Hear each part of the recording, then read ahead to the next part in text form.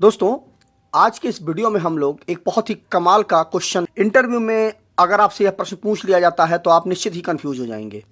प्रश्न क्या है कि थ्री फेस और सिंगल फेस दोनों में अलग अलग करंट होता है ना, वह क्या होता है और कितना अंतर आता है दोनों के करंट में। अगर हम एक एग्जांपल ले लें, 10 किलोवाट की यदि हमारी एक सिंगल फेस की मोटर है और 10 किलोवाट की ही हमारी एक थ्री फेस की मोटर है, तो दोनों के करंट में कितना अंतर आ जाएगा। यह इंटरव्यू में आपसे पूछा जा सकता है, तो आप निश्चित ही कंफ्यूज हो जाएंगे। आइए जान लेते हैं। बहुत ही आसान सा एक क्वेश्चन है, लेकिन इंटरव्यू में आपसे पूछा जा सकता है।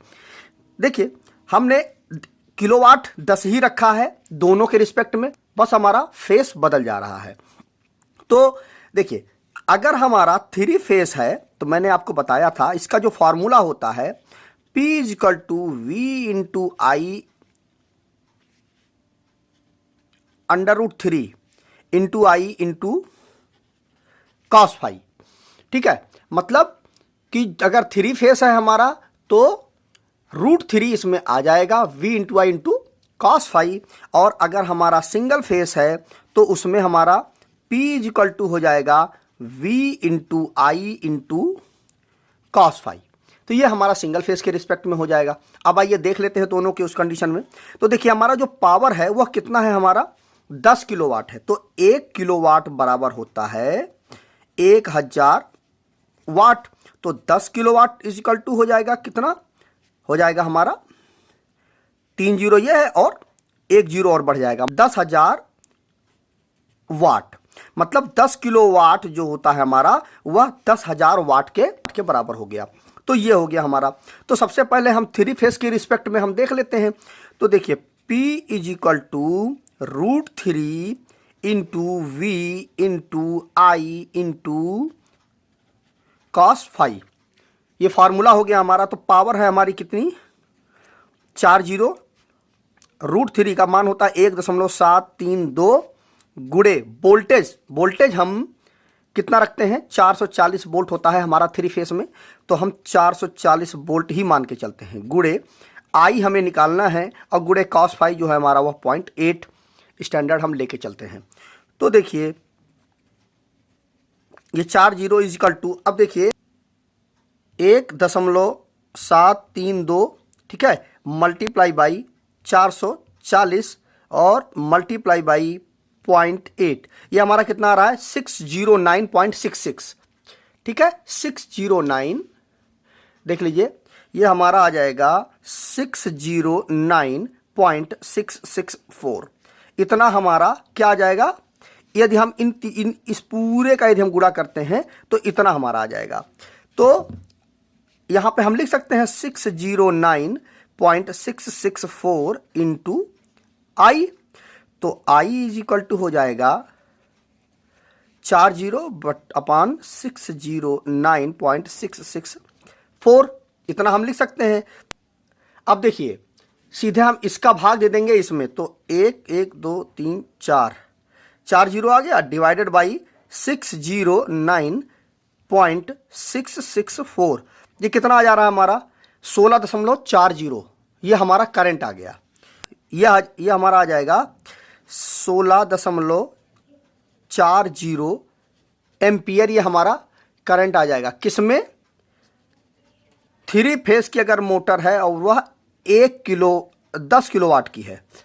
ठीक है, यदि वह 10 किलोवाट की है तो वह इतना करंट लेगी हमारी मोटर। अब अगर हम सिंगल फेस के रिस्पेक्ट में चलते हैं तो देख लीजिए, तो उसका होता है P = V × I × cos φ। तो 10,000, क्योंकि हमने किलोवाट जो है हमने 10 किलोवाट ही रखा है, इंटू वोल्टेज है हमारी कितनी, अगर हमारा सिंगल फेस है तो वोल्टेज हमारी कितना रहती है, 220 वोल्ट। तो 220 गुणे आई करंट हमारा कितना है हमें निकालना है, गुणे cos φ हमारा 0.8 हम लेकर के चलते हैं। तो अब देखिए, यह एक 10,000 लिख देते हैं यहाँ पे। अब देखिए, 220 मल्टीप्लाई बाई 0.8, यह आ जाएगा 176 × I। तो I = हो जाएगा हमारा 10,000 अपान 176, ठीक है। 140 डिवाइडेड बाई 176 कितना आ जा रहा है हमारा 56.81 एम्पियर। तो कुल मिलाकर के यह देखिए कि हमारी अगर 3 फेस की 10 किलोवाट की यदि मोटर है तो वह करंट कितना लेगी 16.40 एम्पियर करंट लेगी। और अगर हमारी 3 फेस की जगह पे सिंगल फेस की यदि हमारी 10 किलोवाट की मोटर है तो वह कितनी लेगी 56.81 एम्पियर करंट लेगी, ठीक है। कुल मिलाकर के ये हुआ कि 16 दूनी 32, 16 तीन 48, 3 गुना से भी ज्यादा करंट लेगी अगर आपकी सिंगल फेस की मोटर है सेम रेटिंग की। तो कुल मिलाकर के ये हुई कि अगर आपसे इंटरव्यू में पूछा जाता है कि 3 फेस के और सिंगल फेस के करंट में क्या अंतर होता है, तो 3 फेस का करंट जो होता है अगर हम देखते हैं तो वह कम होता है सिंगल फेस के रिस्पेक्ट में। मतलब सिंगल फेस की सेम रेटिंग की जो हमारी 3 फेस की मोटर है, मान लीजिए हमारी 10 किलोवाट की है, तो वह इतना करंट लेगी, कम करंट लेगी। और अगर हमारी 3 फेस की जगह पे सिंगल फेस की यदि हम मोटर को लगाते हैं तो वह हमारी इतना 3 गुना ज़्यादा करंट लेगी। कुल मिलाकर के पावर हमें जो मिलेगी वह 10 किलोवाट की ही पावर मिलेगी, इसमें भी 10 किलोवाट की ही पावर मिलेगी, लेकिन करंट में अंतर हो जाता है। आपसे यदि इंटरव्यू में यह चीज़ पूछी जाती है तो आप निश्चित ही कंफ्यूज हो जाएंगे। आप यही कहेंगे कि 3 फेस की यदि मोटर है तो भी वह उतनी ही करंट लेगी, और अगर सिंगल फेस की मोटर है तो भी वह उतनी ही करंट लेगी। लेकिन ऐसा नहीं होता है, दोनों के करंट में अंतर होता है। तो मुझे उम्मीद है कि आपको यह चीज़ अच्छे से क्लियर हो गई होगी।